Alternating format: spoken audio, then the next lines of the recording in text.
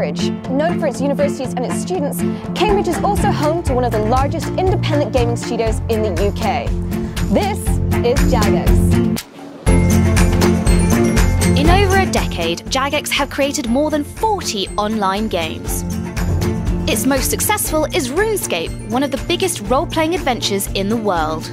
I'm spending the day with Chris, a principal content developer on the game. Hiya. Nice to meet you, I'm Chris. I'm Kim.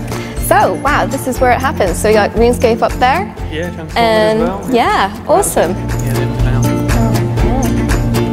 I like Optimus. This is our other game that the guys upstairs are working on, Transformers Universe. Okay. Multiplayer online. Barricade, I love that dude. Cool, yeah. He's so good.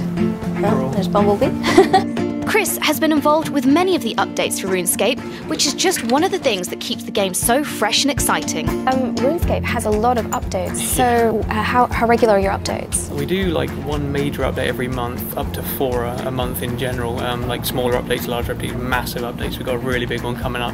So what kind of things do you put into your updates? We can put anything we want really. There's a lot of freedom in the design here, and we can put in mini games, quests, combat bosses, anything you can think of really. There's a lot of like, you know, in jokes and nods to other games and films and things like that. It's a lot of freedom.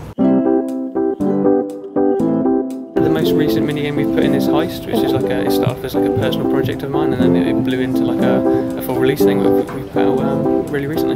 So what do you do in the Heist? I've always pitched it as like a really intense hide and seek game, where one team is pretending to be NPCs and the other team is trying to spot the people that are acting odd. And it's essentially like, you know, you got to get off this island with loot, and the other team is like trying to stop you. It's like cops and robbers to a degree as well. Is there any chance I can see it in development? Yeah, we can go see the guys now. Fantastic.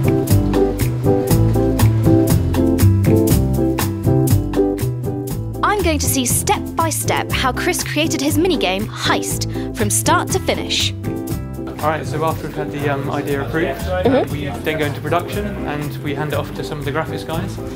Like James here, who's our environment artist for this project. Hi. This is the lobby for Heist minigame. That's brilliant.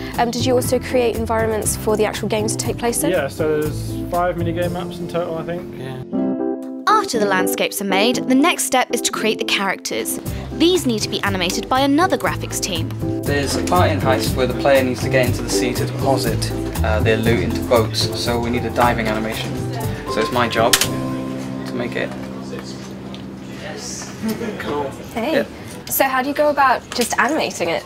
I would kind of do all the main poses. So you got like the first one, you got then him starting to run, then as he goes down to dive, and then jump up. And then when we're happy with that, we kind of flesh it out until we have the final kind of fluid piece. Then it gets passed over to me, and I plug it into the game, so you can see he's put it on a cliff there, so I'd actually test it on the real cliff in the real game. And then when everyone is happy with it, it gets shipped to QA and we're all ready to go. Next, Heist needs sound, from a big music score to small sound effects for every movement. I've got a bunch of sounds here Okay. up on my screen. These ones I did for diving in off the cliff into the water and swimming around. You can have a listen to these. And I can basically attach these to any frame of the animation that I want. And I've attached the sound to the first frame. If I click it, you can hear the sound there, and if I play the animation, now each time he takes a stroke, then it randomises the sound that's played in that frame. So we got the final game in front of us, and it looks pretty good to me, but what's left to do? Yeah, so now it's all come together. We are generally looking for bugs and seeing if the guys can break it. So we come to the QA team, quality assurance, and they've got their test plan and they've got explorative testing where they just have the freedom to literally try and break it.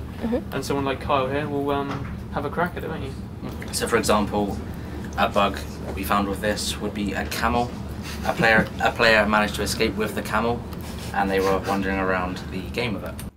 So what would happen if that camera sort of made his break for freedom and made it into the final game? So as the camel obviously belongs in Heist, it would obviously look ridiculous if loads of people were running around as camels when they're supposed to be human. So talking about camels, can we actually see what they look like in the game?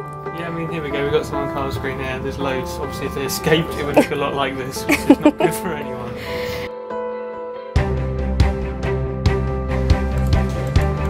Now I've seen how Heist was made, there's only one thing left to do. Okay. Take Chris on and beat him at his own game. think he spotted me already. I don't know. Run, run, run! Oh. I got it!